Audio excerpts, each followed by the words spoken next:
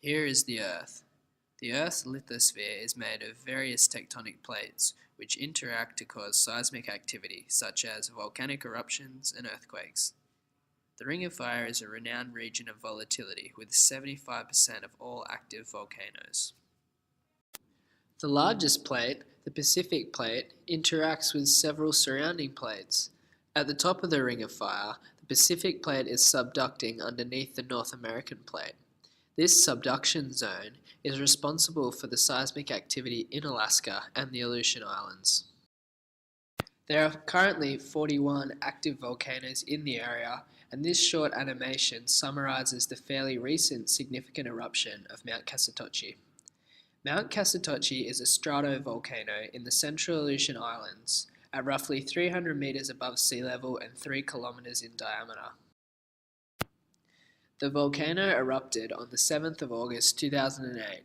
The eruption process began on the 2nd of August and was not detected by monitoring instruments, but by scientists from the United States Fish and Wildlife Service that were on the island conducting research on seabirds and marine mammals. Between the 2nd and the 6th of August, several earthquakes were detected on the Great Sitkan Island west of Kasotochi, culminating with earthquake swarms. These indicate the presence of magma intrusions and/or extrusions and led to formal volcano activity warnings. At 1:57 p.m. on the 7th of August, satellite imaging confirmed that the Kasotochi eruption was in progress.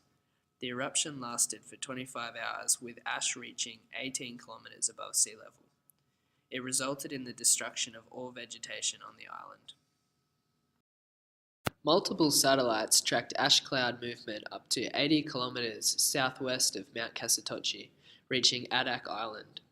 They use a combination of thermal infrared and visual imaging to track the ash cloud and monitor cloud height. Satellites also monitored sulfur dioxide gases, which remained in the atmosphere for weeks. Satellite data indicated that ash emissions ceased at 8 p.m. on the 8th of August 2008.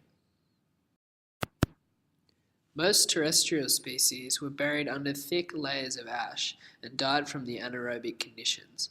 Initially, plant life on the island appeared to be completely destroyed, although there was some retention of pre-eruptive soils which resulted in the survival of some species. Mobile species such as seabirds and the endangered Steller sea lion escaped the eruption by fleeing to nearby islands.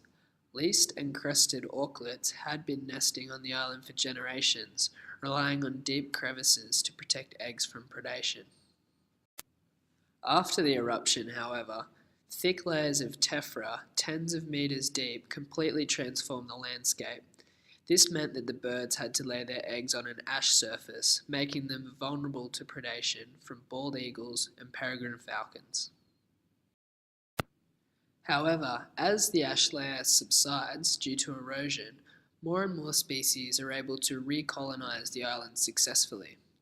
It may take many decades, though, before diversity returns to levels similar to those observed pre-eruption.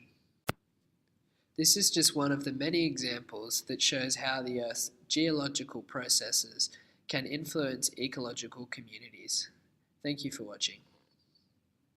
Created using Powtoon.